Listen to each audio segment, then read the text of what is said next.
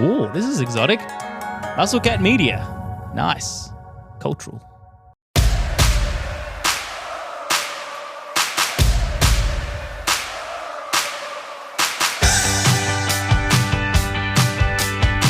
Welcome back to the Expats on a Tuesday afternoon here in Australia. The baseball season rolls on, and so does the baseball expats. Getting into a bit of a groove now, I feel like. It's probably the 5th or 6th episode that all three of us have been together. So I will say hello first of all to you, Spoon. Hello. Hello, mate. How are you? Arizona Diamondbacks flying high, at least your Destiny draft team is. So you're repping the old school Diamondbacks sweater, which I don't think anyone would ever wear that in Arizona, but you have it. It's cold in Adelaide. Like, it's no longer appropriate to be throwing on a random Yuri Perez or James Wood jerseys I bought and proudly wear in summer when it's not baseball season. So it's a good thing I got a little bit of winter merch to go with. It's suffice to say that not a lot of people own that sweater outside or inside the state of Arizona. It's probably more of those outside the state than inside the state. They're always discounted if you want one. A guy who knows a thing or two about Guelph winters and cold Adelaide winters, I guess. Eric Balnar. Hello, Eric. Hello, fellas. I mean, today is the 1-year anniversary of that one time that I drove to a log cabin on a whim after the Has it Toronto been that Maple Leafs. long? 1 year Has today. Has it been that long? And to mark the occasion, the Montreal Canadiens, the Leafs' biggest rival, out of nowhere, have won a Game 7 in the second round and are somehow in the Eastern Conference Finals in their second year of their young core, something the Leafs' 9-year core couldn't get to. All the while, the nightmare scenario is possible where one of the stars of the Leafs who departed the Leafs in controversial fashion last year is on Vegas, and they might go to the Stanley Cup too. So I'm in hockey hell, boys. End this now. I think we have the ability on Spotify now to link to past episodes, so I might link that, Eric, in a glass case of emotion log cabin episode below if you want. If you're a new listener and you want to go back to listen to the hell that Eric was going through, at Still this time is last year. Well, and still is going through. It started a year ago today, apparently. He's a permanent resident of hell. It was exceptional. Actually, it was one of my favorite episodes. One of my least favorite episodes is going to be this one because we're going to do a quick Destiny draft update, and Team Rolsey is going backwards at the moment. I'm on 9 total points. We've got, maybe a week or so to play, so we're about at the halfway mark, and even Grom, who we caught up with on Friday, is beginning to catch me, and we touched on it there at the top, Spoon, the Diamondbacks flying. I mean, we were sort of poking fun at your pick of Corbin Carroll and Gabby Moreno, 2 D-backs, a couple days into this 2-week round 1 of Destiny draft, but boy, oh boy, those guys are flying. Spoon currently leading the way with more than half or double the amount of points as the next best player. You're on 37. How you feeling? The crazy thing is, I think I sent a message to you guys. I was like, I'm on 20-something points and DeGrom's about to start. And then DeGrom had the most average start. Like DeGrom, he went 1-2, like second in the draft. He really should have gone 1-1. He's not doing much for me. Corbin Carroll has been brilliant with the lack of Ks, but I think when we spoke on Friday, I was still negative points at Gabby Moreno. He's had a serious weekend. A 2-run home run today. He's been getting on and he's been scoring. The lineup's kind of producing up and down. The team's batted around in a couple of innings in the last 3 days, which just means, it's one thing to get on, obviously, with the hit part and the RBI part, the hit part, but you need to be on a decent team too, right? And that's probably something that hurts James Wood a little bit as well. Not just with the strikeouts, but he's not getting a lot of RBIs if the 8-9 guys from the Washington Nationals don't get on. And he's not scoring a lot of runs if the guys behind him aren't hitting. So it really is a bit of team success and kind of did go all in, really, because if a team slumps on the whole, like the D-backs could have and have many times in my lifetime, Corbin and Gabby could have had a rough sort of 8-9 days for me, but so far so good. It really is about getting someone that's hot, I think, right? Like, you see this in fantasy football, right? When you double stack a quarterback and a wide receiver, it works great when those guys throw for 2 touchdowns and both are to that wide receiver. It's an automatic win. But if that wide receiver does nothing, the quarterback's probably doing nothing and you score very little. So I haven't given up hope yet because I feel like we are a Arizona Diamondbacks seemingly out of nowhere 4-game losing streak away from you dropping some points and us getting back in the fight in a 4-game losing streak out of nowhere for the Diamondbacks isn't unheard of. No, and what is out of nowhere and is unheard of is David Peterson coming out of the bullpen and getting you 8 points randomly in the middle of a game the other day. And Yeah, I guess that was random. the good thing about a guy being long relief is theoretically he can do that a couple times this week. I reckon that was Saturday he did that potentially. So, if you saw him tomorrow and then again Sunday, depending on, the Mets rotation's a little banged up at the moment. You could get 2 performances from David Peterson. I'm going to get one more start from Jacob deGrom, which wasn't pretty, the first one. I think the pitching points could swing things. And obviously Grom might get something from Chris Bassett, who was pretty plain Jane in his one outing. But yeah, there's still plenty to play for halfway through. Yeah, I mean, that's the main difference between Eric and I at the moment is David Peterson's 8 points in a single game. Cal Quantrill has had 2 different outings in relief, but they've both been short. And lucky for me, has not given up an earned run. And Grom, who has been as low as -4, has crawled his way back to 6 total points. He's only 3 behind me, so should be a fun second week. Again, head to baseballexpats.com. You can click on Destiny Draft on the homepage and follow the live scoreboard. And we'll be ripping another 3 packs on Monday next week. So if you want to get involved, hit us up on baseballexpats.com or social, because somebody has to be the listener next week. We're not going to let Grom go back to back, especially after his selection of James Wood, although I'm going to knock on wood because who knows? He's chasing me, and James Wood is a week away from potentially having 25 points and me having egg on my face, which wouldn't be the first time on this show that's happened. I think did he have 4 or 5 today, James Wood? Like, he is capable of those big, like a couple of home runs in a game with 2 or 3 guys on means, the good thing about hitting a home run is he's not striking out. So it's kind of double down for James Wood. When he does make contact, it's usually a hit. Yeah, he just doesn't always make every contact. time he comes to the plate, it's either 3 points or it's -1. There's really no. I mean, he has 11 strikeouts in the last week. If you cut that number in half, he's double-digit points for the week. So it's not as though he's going poorly. It's just that's the risk you take when you draft a guy like that, as we talked about on Friday. Rolsey's built a cool little database of everyone in the majors and how they're scoring on the season in Destiny Draft as well. It would be interesting to see the week that Kyle Schwarber's had, because I think he hit 3 home runs in a game, or 5 in 3, or something ridiculous like that, with a lot of guys on. And I mean, he's James Wood on steroids as far as if he makes contact, it's going. Maybe literally. Yeah, like it. I mean, what is he? He's like 35 and he's got the highest slugging of his career. It'd be the least surprising pop, right? Like if that news broke tomorrow, everyone would be like, yeah, that tracks. Shout out Kyle Schwarber, by the way, friend of the podcast. Good grief. No, it's funny that you mentioned that database that we built. And again, if you get on the Baseball Expats website, you can scroll to the bottom of the scoreboard page, and there's a database. You can sort of browse by team and type in some guys' names. I went on a bit of a Mike Trout rabbit hole. I know we've spoken about him on a few different occasions this season. And we talked about him early because he was swinging a bat like, peak Mike Trout form, right? And there was a talk about, can he win another AL MVP?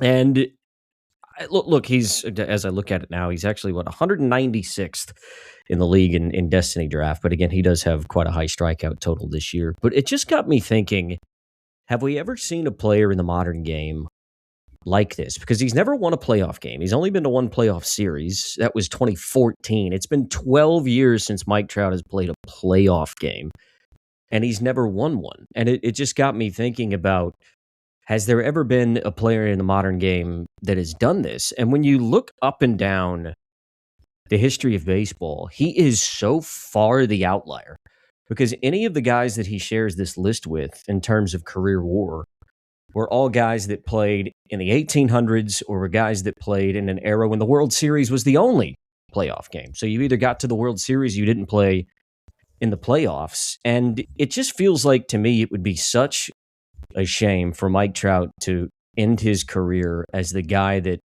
is a first ballot Hall of Famer, I think, in everybody's opinion. I mean, he's probably going to get to 100 WAR.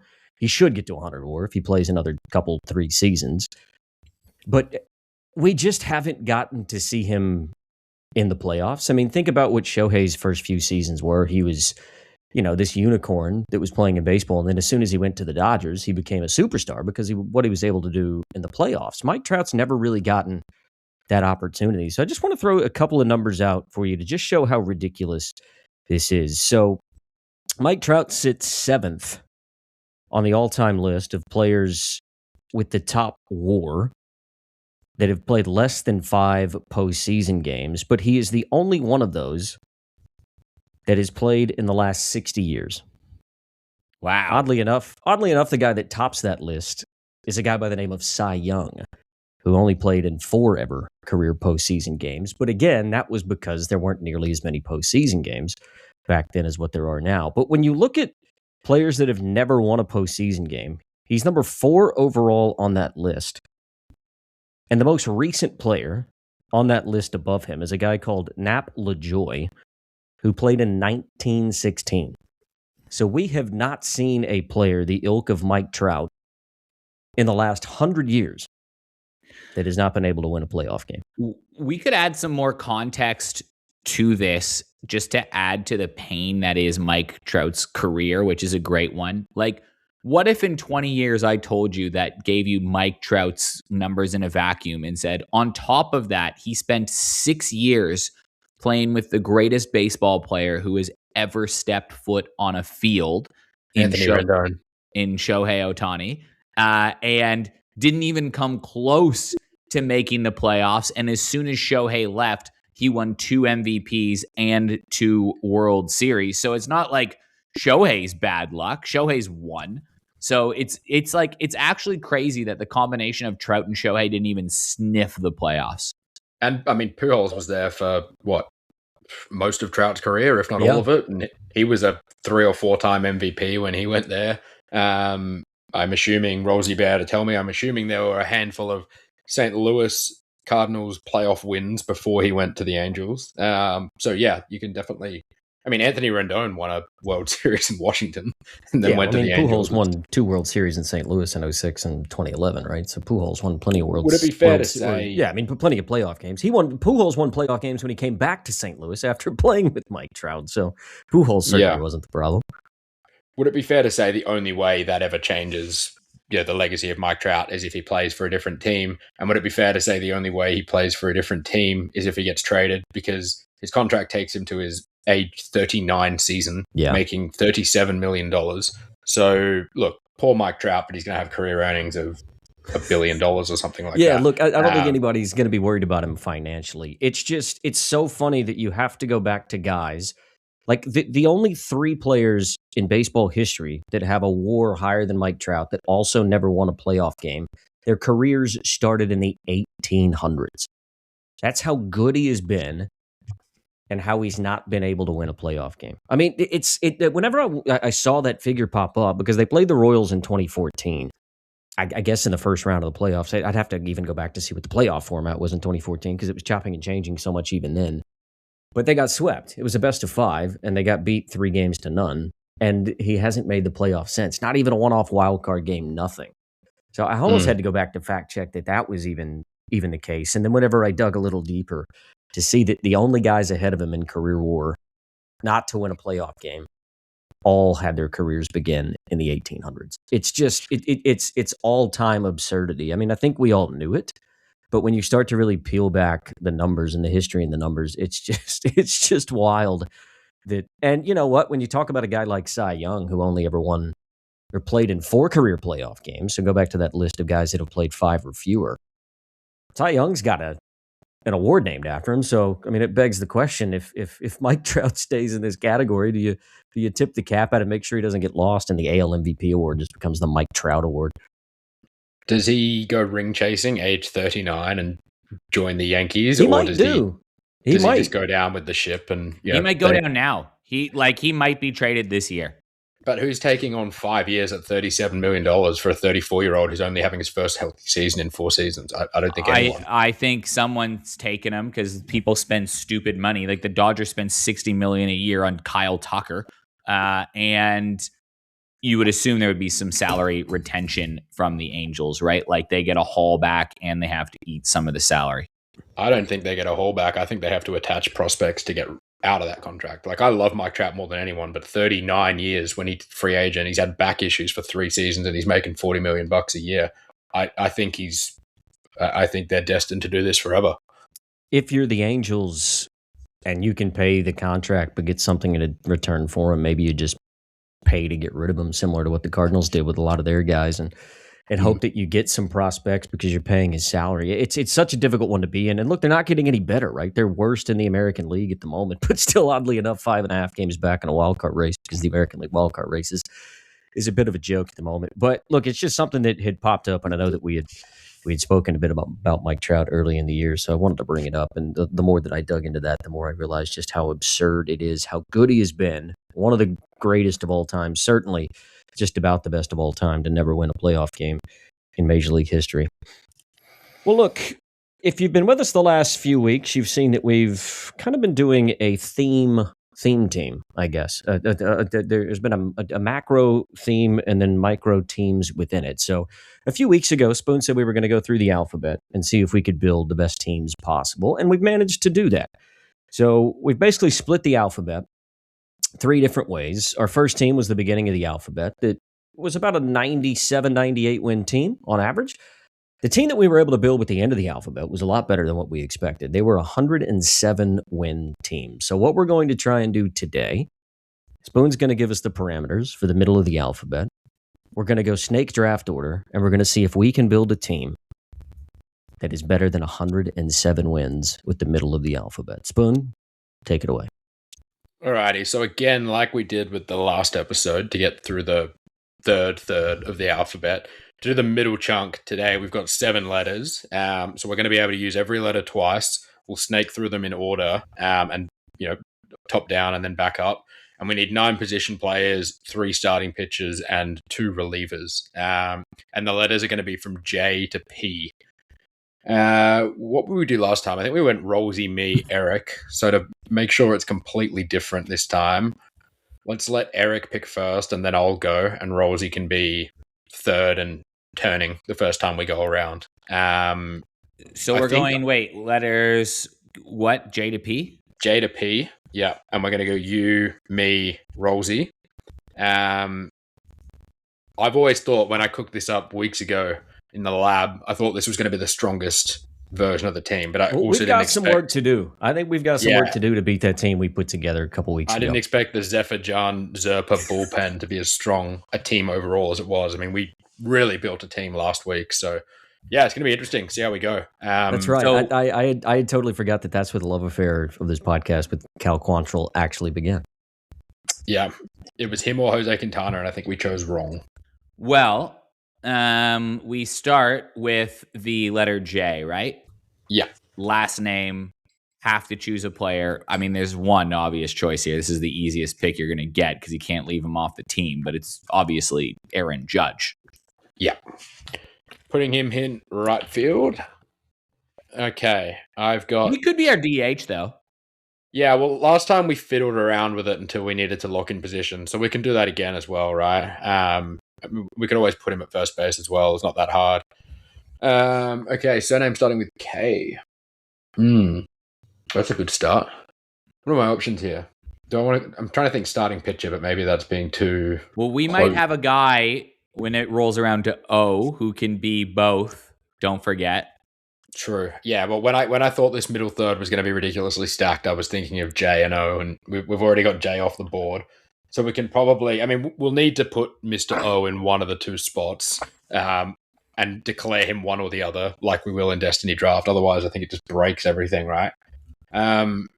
Geez, there are many players with the surname starting with K. Like you could take Alejandro Kirk potentially as a catcher. Yeah, Alejandro Kirk. Ha-Sung Kim? Yeah, Ha-Sung Kim was maybe what I was thinking. I mean, Isaiah kind of Falefa, no thanks. Craig Kimbrell, no thanks. I think we probably do go Kirk at catcher, right? Because catcher in the past has been a tough one to fill. And we ended up with Edgar Cuero last time because of that. Hit a walk-off yesterday. He did. We fixed him. We saved it. We saved him. We're the fix-it pod. We saved Zephyr-John. Okay, all right, yeah, lock me in for Kirk then at catcher. So I was thinking Shea Langoliers, but we don't need another catcher. We could go Lindor if we're Yeah. going career Probably has to figures. be. I think you've got to go future Hall of Famer here, don't you? Yeah, I mean, let's lock in Lindor. We'll figure out where we can play him. I guess slot him in at shortstop for the moment. Okay. And it's me on the turn, I guess, is it? Can't think of a lot of other L's. I know it's not for now, but like my mind went straight to Lindor as well, and I was like, You've Who got else? about 8 different lows. Josh, Brandon, Yeah. Nathaniel, Lows, Nolan. lows and lows. Am Lows and I lows, going yeah. again? Am I Yeah, going you're again up on the Lawler. turn? Or? you're up for M, and I'll be upset if you don't make the obvious pick. Oh, well, it's got to be Mason Miller in the bullpen, right? Yeah, that's the obvious one, I think. Okay, our brains work differently. I like the Arizona Well, but we're not going Diamondbacks to get a second better baseman. relief. We're not going to get a better relief pitcher than Mason Miller, are we? No, you're right. Anyway, we can get my guy on the way back around anyway. We can, we can get Ketel Marte on the way The back. second best M. I'll take it. All right, that leaves me with N. Aaron Nola's not having a good season. Josh Naylor's having a good season at first base / DH. Could be a Josh Naylor pod. Brandon Nimmo, it's not really a sexy name, is it? I'm gonna need to find something. Zach Neto hit a walk off today. I'm gonna need someone better than Josh Naylor because I do like the way What he about- plays. Oh, yeah. Yeah. What I think I'm about going Josh Lars Naylor. Nootbaar? Is he on the IL like Yeah, permanently, yeah, or he what's has his? been, he has been all season. Yeah. All right, let's just go Josh Naylor at first / DH. We've got a bit of flexibility there. Well, you know what? I'm on O, and obviously we're going to take Ohtani, but the question is, will I take Ohtani? I mean, it's probably got to be Olsen and Ohtani if we're looking forward, right? Like those are the two O's? Oh, yeah, and we're taking Ohtani as a pitcher, right? Because we need to draft the DH slot anyway. So I assume we have to take him as the pitcher, not as the hybrid player. Otherwise, it breaks the comparison for all the other teams. I don't know. Was it our chat that had that reel that we were taking a look at that Ohtani was just like, what are you going to be good at this year? Pitching. No, but what about hitting? You can do that too. No, I'm going to be good at pitching this year. And like just flip-flopping what he's going to be. I mean, yeah, you go Ohtani as a pitcher, but he's going to be a DH as well. Like you got to have that bat in the lineup. Like I'm But we sorry. have to draft 14 We're going to players, draft a though. DH, but this team is going to have a guy on the bench because Ohtani's making the team in the starting 9 as a DH. I reckon we have to use Destiny draft rules and treat them as two different players. Because like a lot of things, Ohtani just breaks stuff. Well, then can we draft Ohtani as a hitter and then Ohtani as a pitcher? Yeah. Poor Which Matt is- Olson. Probably what we should do. Sorry, Matt Olson. Yeah, I get. Look, it's a good way of doing it, and I think in Destiny Draft, you wouldn't be able to do it because once he's off the board, he's off the board. If it was picked in two different packs, though, if there were two Otanis to come out, you could draft them twice. I think that's more fair for the overall comparison of the. I think so. Like if we're trying to beat the two teams that we've created before, like having Well, Ohtani no. in two positions as one guy would definitely Yeah. break it. But doing it your way, No, I not think- true, not true. Because then we would take Ohtani, but we would forfeit a DH spot. Yeah, that's exactly what we're doing. Because we're in the other way. If we drafted him and then we still drafted the rest of the guys, you would essentially have 10 position players, which we didn't have previously. So with my O and the power that be, because I'm on the letter O, sorry, Matt Olson, you're not making the team. We're drafting. Well, actually, no, we could still draft Matt Olson. It just means we're going to be a letter short. But Yeah, but the problem is we shouldn't have the power to scud a letter because if we had that last time, we would have scudded Zed and made the team better by not having that. So I think it's got to be two separate players, and Otani's both those. all right, Ohtani, you are both the O's. You're the starting pitcher and the DH. Well, you don't have that power just yet. I might you pick have, Matt Olson. Yeah, you have 1-0. Are you drafting? Well, I'm Ohtani drafting to- Ohtani, the hitter. Okay. Do we have any pitchers? We have Mason Miller. We're really gonna I need Good. Ohtani's bat in this lineup. we're gonna be in a bullpen jam again, aren't we? Can Zephyr rename himself? What about Ohtani, the long reliever? All right, so it's Rolsey for P. No, don't I have the double turn? Oh, sorry, yeah, you've got the P. I forgot. I thought Now you this took is the play. P's tricky too, isn't it? Like, who do we got? I mean, there's a pretty obvious starting pitcher that we could take to go along with Shohei on the way back. Jake Peavy doesn't play anymore. That's not at all who I was thinking. Toronto Blue Jays ace. Dylan Cease? What about I was thinking more along the lines of fastball Freddie, but that's fine. In front of the podcast. David Peterson? Destiny draft ace? We couldn't draft him twice in a all week. the could we? position players? Tommy Pham. Brandon Fad? I think Profar's in jail again. Yeah, Fad's going to get DFA'd. Pascantino, Andy Perdomo. Pages? Perdomo's a great shout. But we've Pages? got a shortstop. Yeah, we've already got a shortstop, and I would think that the algorithm is probably going to favor Lindor over Perdomo, anyways. We've already made that choice. What about Pages? Pages is having a great year. He's hitting like 300, I'm pretty sure, and he's got a WAR of over. He might have a WAR over 3. Somebody look that up.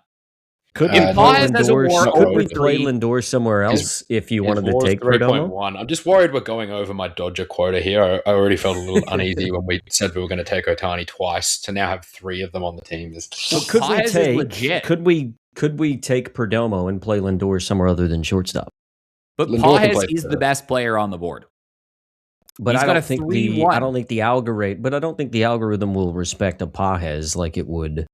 Well, Pages is a 3 WAR, man. The algorithm Do we- would love it.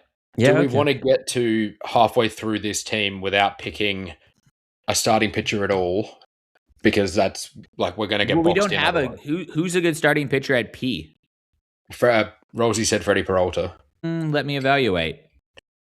This is We a think ahead quickly. Are there other outfielders that are like Pajes level that we can fill with these other letters? Because outfield is the easiest to do, That's right? true.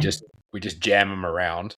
This is what got Edgar Quero on the team and Zerpa and Zephyr. because we're going back to J after this, right? No, we go P, then we work all the way back, and we've already said we're going to take Ohtani. So that's We've got another a double P. We've got a double P yeah. here. So Otani will be our first rotation piece. Well, we when can get take back to 2 him. Ps, right? We can take Pajes, and then you're up on P again, anyways, right? It goes back to Rolsey, then me. Yeah. So Rolsey thought of Peralta. He can have Peralta. You can have Pajes. I think Pajes No, makes it's sense. you. He's got a It's Eric, 3.1 then you, WAR. Spoon. Then it's double me. You're the sandwich, Spoon. You're the sandwich. Yeah, I'm the glue I'm guy. going to go Pajes because I think just looking at this, he's the best player on the board. A 3-1 WAR is the algorithm's going to love that. And our goal is to beat the 107 team. So I'm taking the guy that has a 3-1 WAR, and it's May 19th. Okay, I'm going to steal Rolsey's idea for the sake of us not running out of starting pitching options. So I'll put Peralta in, and Rolsey, I assume you're happy to take Ohtani with your O. Dude, yeah. So we have Ohtani, Peralta, and Mason Miller. Yeah, so we need one. What do we need? We need one reliever. We need one starter. And then we've got Otani's 100% got to be the DH. Naylor's first base. Judge's right field. Pajes Need is a center. second So we need a baseman and left- an outfielder. We need a second baseman, left field, third base, starting pitcher, reliever. There are 5. So wait, let's say that again. Left field, second Left. base, Third, second, starter, reliever. and a first base. No, Josh Naylor's our first base. Oh, did we take Naylor? Okay. True. So it's Could now we? Eric? I'm just trying to no think of. Rolsey double. Just trying to think of where. Well, I've taken Ohtani, Yep. so it's just me for the N. Could we take Neto and play him at second base? Ooh. He's probably the best end, right? Unless we go with Aaron Nola as our third pitcher. I'm trying to think what other starting pitchers we can get around these letters because it's not great. Yeah, we got like Mm. Lizardo, but like you don't want this year's Lizardo. Rocks and Diamondbacks. Has Neto ever played anywhere else? Let me have a look. Nola's the best bet for if you want to talk about pitchers. M, the best. Just trying to think backwards now with like best pitchers at M. Shane McClanahan. Yeah, true. Our guy. My guy. Yeah, I don't mind the Neto idea then. I mean, he's kind of 5 tool, 4.5 tool, right? Or Nick He's- Martinez. I think you're taking Neto over Martinez. Taking McClanahan over Martinez. Yeah, Yeah, McClanahan. I think let's take Neto and we'll play him at second base. Okay. So then Spoon- I will, like take, that. Spoon, I you're on actually the really ends. like that. I will take my guy, McClanahan. Oh, this starting pitching's nasty. McClanahan, Peralta, Ohtani, and Miller. We need another reliever, though, right?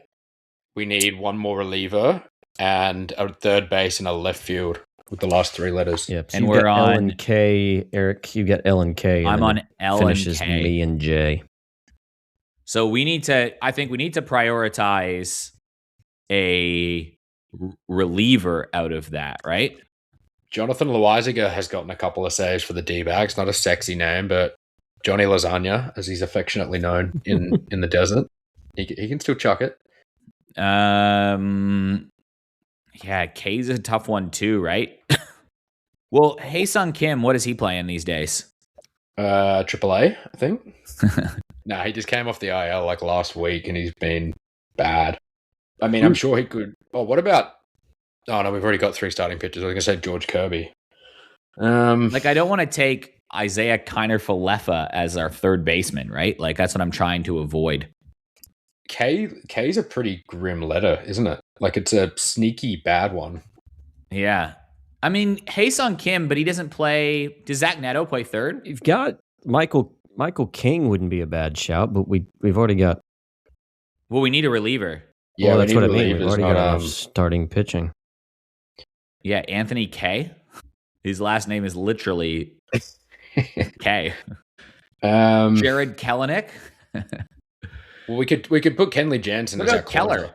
Kenley Jansen should be our closer, right? What about Mitch Keller? The starter? One of the Kellers is a starter, one's a reliever. I can't remember which one's Brad which. Keller is the reliever, right? And I think he's no good. Well, I like what you said about Kenley. Kenley Jansen is closer, I think. That'd be the best bullpen we've ever had. That'd be the best pitching staff we've ever had on one of these. Like Ohtani, Peralta, McClanahan, and then Mason Miller and Kenley Jansen out of the bullpen. The algorithm's going to love it. That's a great So that means, show. yeah. So L and K, you've got to go with third base and outfield. So what are we thinking? Like, who else is there? Otto Kemp? He's terrible, but he plays third base, but he's batting he might not even be batting 100 this year. We can take Wyatt Langford potentially in the outfield At spot. left field? I mean, it's really looking like Kim is going to make his way into this team, right? Oh, Yeah, what but- about Stephen Kwan? Stephen Kwan in left field. Yeah, Quan in left field, but then, okay, yeah, Quan, the algorithm will love that as well.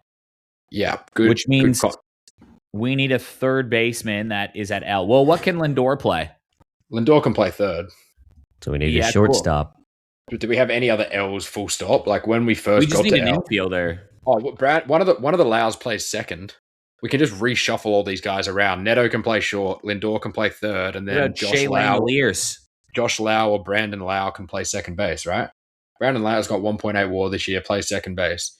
So if he's second, Neto's short, Lindor's third. That tracks. Yeah, I feel like there's a better L out there, though. How's Jordan Lawler doing these days? He's got one hand, the other one's broken. Oh. He's back in 2 weeks, but I think we've avoided guys on the IL to now, so we shouldn't make a D-back exception. Jung Ho? Do we not like Brandon Lau? He's hit 12 homers this year. He's been sneaky good for that Pirates team. What if we bumped off Ohtani and put in Liberatore in there? For what it's worth, Jung Ho Lee would have a Nathaniel higher Lau. Destiny draft score than Brandon Lau. For what it's worth. Yeah, I think we're gonna have to go Lau. Lau at second. We move Neto to short. We move Lindor to third. Kwan's in left. Well, wait, And- hold up. What about a sneaky one? I don't know how. Nah, I was gonna say Nathan Lucas, but I think This is going to works. be I think interesting because I'm legitimately starting to think that this team may not be able to beat the team at the end of the Yeah. alphabet. I didn't expect some of these letters to be so weak. Like N and L. Like obviously a J. Well, I mean Judge is brilliant. Ohtani twice is brilliant. When I kind of skimmed it in my brain, I was like, those two alone should make any team great. But as we just discussed, being the best player in baseball doesn't mean you're going to win a playoff game. Well, look, let's lock those guys in. Spoon, before we head to break, and Eric's got to leave us, as he always does, before the pick segment of this show. Just give us top to bottom what that team looks like. We'll run the algorithm in the break. Okay. So our catcher will be Alejandro Kirk. Our first base will be Josh Naylor. Our second base will be Brandon Lau. Our shortstop will be Zach Neto. Our third base will be Francisco Lindor. In left field, we've got Stephen Kwan. In center field, we've got Andy Pajes. And in right field, we've got Aaron Judge. DH is Otani, the hitter. And then the ace of our rotation is Otani, the pitcher, followed by Shane McClanahan and Freddie Peralta, fastball Freddie. Coming out of the bullpen, we've got one of the best closers of all time in Kenley Jansen and one of the best closers of right now in Mason Miller. It's pretty good when you say it like that, right? Like we were kind of botching our way through it a bit, but that's strong. The lineup would probably be Kwan, Lindor, Judge, Otani, Naylor, Pajes, Lau, Kirk, and Neto. I think so. Ish. Yeah, I think so. Hey, Alejandro Kirk batting 8th is a pretty good spot in a lineup. You probably put him 7 just so he's not in front of Neto, who's speedy, right? Like, yeah, if you put him 7 and then like Lau at 8 and Neto at 9, I think that's pretty nice. All right, well, let's add it up and see what we get, I suppose. Sorry, just quickly, the top talent isn't quite as good as the last team, but the floor is higher, right? Like, there's no Edgar Cueros, there's no Zephyrjans, there's no Zerpas. Like, our worst player on this team is better than the other two, but I'm not sure. Kenley Jansen might be our worst player in the pitching staff. Yeah, but I do think because it basically plays off of their career numbers and averages them out, that I think it'll probably respect Kenley Jansen's quite a bit. So we'll step aside, we'll run the numbers on this. We'll be back with Spoon's picks for the middle of the week and see how well we did with our third and final theme team.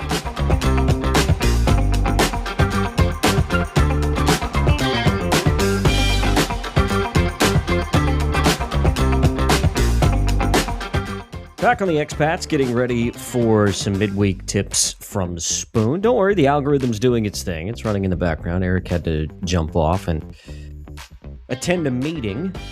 So here we are, just the two of us, the two glue guys on this podcast. And Spoon, what we'll do is we'll get you to give us a pick while this algorithm's running. And we might, I might deliver the news for just how good of a team we picked after that. So we'll have a look at your first pick for tomorrow, Wednesday here in Australia. You're going to the Reds-Phillies matchup.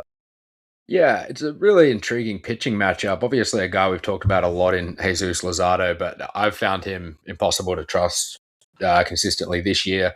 And usually off the back of, a few good starts, you kind of go against him, which I think we did last time out. Plus his line is pretty yucky tomorrow. It's over 6.5 at $1.69, which I can't have. So instead, I'm playing the other way. I'm playing my guy Chase Burns, who was someone we talked about a lot in preseason, and I've got a couple of futures tallies on him, which are ticking along quite nicely. He's been really good this year.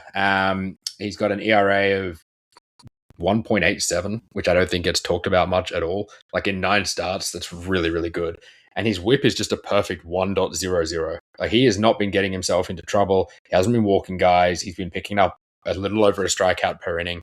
And they're letting him go deep into starts as well, which is what I really like to see. I mean, he's completed 7 innings once, but he's gone 6 or more in almost all of his starts, apart from the first one of the season. So tomorrow, right now, you can get over 6.5 strikeouts for Chase Burns at $2.18, which I think is really good. I'm not going to take that with a top up because 7's, right around his sort of number. He's hit that in 6 of 9 starts this season. He has gone up a couple of times, but they've been against teams like the Rangers and the Rockies who strike out a ton. So I'll just be playing that one straight on the road against the Phillies tomorrow because there is swing and miss in that lineup. I've got the data. You got it? Before I give it to you, what are your thoughts? What do you think's going to happen? Remember, we picked a 107-win team with the Z or the Q through Z. Yeah.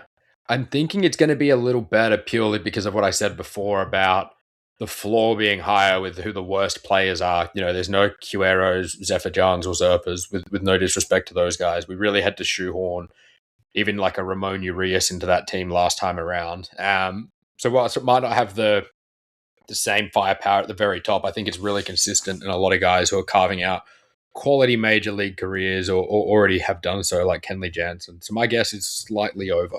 So look, it's spit out the realistic range for both of these teams, and the top range for both of these teams ends up being the exact same, right? So it is said the range of both of these teams is 100 win to 110 win, but it said the realistic final record for the Q through Z was 107 and 55.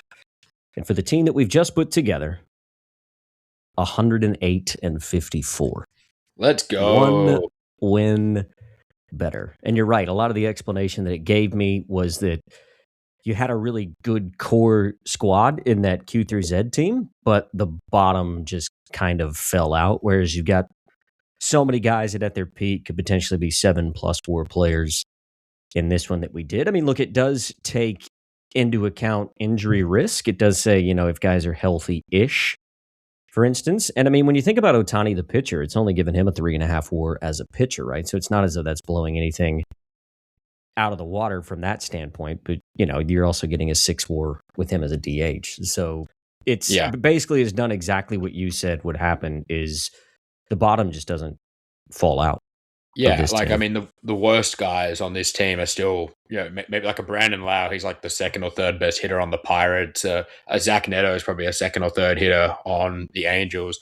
The worst guy on our last team was the worst hitter on the Chicago White Sox, right? So, like, there's a big gulf in where the floor is on those teams. So, look, we didn't do it by much, but we did it. We were able to be one win better than the previous win team. So, look, our hypothesis that we thought would come to fruition weeks ago, that the middle of the alphabet would yield the best team, certainly comes true, but probably not by the margin that we thought. So we go from Reds Phillies, your first pick for tomorrow. The second bet that you like is in the Jays Yankees series. Yeah, this one's those who follow along on Twitter today will have played Ryan Weathers with me, and he was about $2.20 to get 6 strikeouts against the Jays, which he did. He got 7. And shameless plug, we had a really good day. Picked up 7.5 units today with a couple of nice big price winners. And I'm kind of looking at something similar tomorrow. I mean, it's another awesome pitching matchup from both sides and a guy I love in Dylan Cease. But at this point, I have enough of my mortgage invested in Dylan Cease to win the American League Cy Young that I don't need to be backing him every single week for strikeouts as well. I'm going to be sitting and watching and hoping, and also maybe finding a Cam Schlittler voodoo doll on the dark web too. Enough about that, though. The best way I wanted to play tomorrow, Will Warren is a guy who I think has been super underrated. And when we talked about the Yankees and, should they be $1.30 or whatever they were to win the East a couple of weeks ago, we kind of went through that rotation and, Shirtless grabbing all the headlines, but Will Warren's been really, really good this year. And he's a juicy price tomorrow for 6 strikeouts. Now, Will Warren's numbers on the year, he's got 59 strikeouts in 47 innings. And if you look at his game logs, he's made 9 starts. He's got 6 or more strikeouts in 7 of his 9 starts with the first one was his first start of the year, where his pitch count was low. And then the other one was his second start of the year, where his pitch count was low. Ever since then, he's been in the 90s for pitch count consistently, and he's ranged from 6 strikeouts all the way up to 11 against the Royals a couple of weeks ago. So I love it tomorrow. Over 5.5 strikeouts for Will Warren at $2.19, I think is a really good price because this is a guy who's consistently doing it. And look, I know you take on the Jays with the strikeouts. It can be a frustrating watch sometimes, but this isn't the Jays team we've seen in the last year or two. They are swinging and missing. There were some wild strikeouts against Ryan Weathers today that were on chasing pitches that weren't even close. So I'm pretty keen to take that and take this one with a top up because I think 8 is certainly in range for a guy like Will Warren, and you can get 8 strikeouts at $6 as well right now on Bet365. So give me a bit of Will Warren, and I hope on the other side of that matchup we're going to see 17 strikeouts from Dylan Cease too. Another thing to think about with Warren that's on the periphery, and I know that you've spoken about this previously, is he still pitching for a rotation spot? You know what I mean? Like you were worried a few weeks ago with Rodon coming back and Cole starting to get all these rehab starts. Would he be the odd man out in that rotation? It's hard to know whether or not that's going to happen. I mean, they've got 6 legitimate starting pitchers once they're entirely healthy. And is he going to be the odd man out? Maybe not with the way that he's pitched in the first couple of months, but you'd certainly think every time he takes the ball, he wants to continue to impress Aaron Boone to make sure that he stays in that rotation, right? Yeah, although what has changed since we had that conversation is Max Fried getting second opinions on elbow soreness is usually the last step before Tommy John surgery. I haven't caught up on that news in the last few days. I haven't either. He was hooked early from his most recent start, and the immediate reports weren't great. He's on the 15-day IL now, but you'd have to figure that with that, he's probably got a little bit of a leash, and they called up a 22-year-old Elmer Rodriguez who's made 3 starts for them already. So I think he's probably first to go, Elmer. But yeah, I mean, Cole not far away when he stops plunking minor leaguers for hitting home runs off him. The most ridiculous thing I've ever seen. Never change, Garrett Cole. Never change. Yeah, Will Warren. I mean, it's a killer rotation right now, and Will Warren is a part of that. And I don't feel like he's getting the respect from the bookmakers because he's got 59 strikeouts on the season, which is second only to Cam Schlittler. Cam Schlittler's made one more start than him, and he struck out 9 in his last start. So if you told me that Cam Schlittler and Will Warren were on the same strikeout tally after 9 starts, even I wouldn't believe it. And I probably watched every single start of both guys because I'm sick. So yeah, he's sneaky underrated. I think it's a good price tomorrow for sure.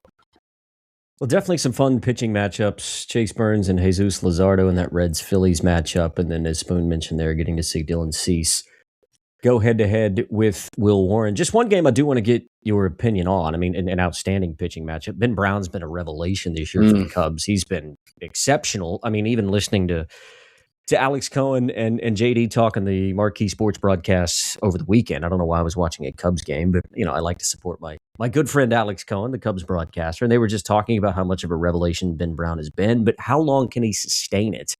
And I mean, it's a big series for the Cubs at home. They've been nearly unbeatable at home, and Jacob Mizorowski gets to take the baseball in the first game of that series. That should be a hell of a baseball game. Yeah, I'm really excited. I mean, I dropped 2 players today. The first one was Mackenzie Gore. I think he got injured. He got pulled after his first start. His fastball velocity was down. Haven't followed up on it. So obviously your ticket's kind of confetti when that happens. The other one that burnt me today was I had Shota Imanaga for strikeouts, and he got torched, man. He gave up 8 earned runs against the Brewers. So the Brewers really jumped all over the Cubs in that series opener. I'm kind of with you in the sense that, I mean, Mizorowski's been awesome, but everyone's kind of always, proverbial due a bad start. And I wouldn't be surprised if that came tomorrow with a Ben Brown on the mound. And I was looking at it. I mean, Mizorowski's line again is 7.5, which, he's on that run right now where you're like, he can't keep doing it, but he is going to keep doing it, until he doesn't. But I can't have 8 strikeouts about Mizorowski tomorrow on the road at Wrigley. I can definitely have Ben Brown for 5 strikeouts against the Brewers. He struck out 7 against the A's last start. His pitch count was up to 65. If we assume he might get 75 tomorrow. But I think you could even, drop him down 1. I'm just clicking around while I'm doing this. Drop him down to 4 strikeouts tomorrow, but the Cubs to win as underdogs. It gives you $2.50. I was kind of tinkering around with different ways to play that and was a little unsure, which is why I gave you the 2 I just gave you. But I think there'll be more to come tomorrow on socials on that front because, I like the Ben Brown matchup, and I like the Cubs to kind of do the opposite today of what the Brewers did, which is ambush the ace. Yeah, look, I didn't have that intel, but I just thought with a pitching matchup like that, it would be very unlike you to not have some sort of a tickle. So definitely keep an eye on that Spoon Does Baseball on Twitter and Instagram, and Spoon will lead you into, no doubt, a winner in that Cubs-Brewers game tomorrow. Well, my friend, look, we did it. We were only 1 game better than the previous team that we built, but 1 game better is still enough to win the division. So proud of what we were able to do today. But I kind of never do, which Eric's just messaged us in claiming that Andy Pajes was the pick that put the team over the edge. So that guy's always got to one-up everybody, doesn't he? We won by 1, but we took 3 dodges. Like, for me, I'm going to take a shower now because it doesn't feel like a win. Like, again, we've gone with the unlimited payroll approach of our friends over in Los Angeles, and it must feel a little bit hollow. Sounds to me like you'd rather win the World Series with that Q to Z team. Give me Eki Cuero's walk-off any day. Homegrown guy. Cal Quantrill closing out Game 7 of the World Series at home is Spoon's preferable. We'll certainly hope you enjoyed the episode. If you haven't done so already, like and subscribe and head over to baseballexpats.com. You can follow the rest of Destiny Draft for this week. Will Spoon run away with it, or can somebody make a run? Can Grom get off of the floor? That's probably the question that we're all asking. But you can head to baseballexpats.com. And again, if you want to get involved next week, we'll rip another 3 packs. You can get in touch on socials or on baseballexpats.com. But until we see you later in the week, enjoy your week, enjoy your baseball. Bye, everybody.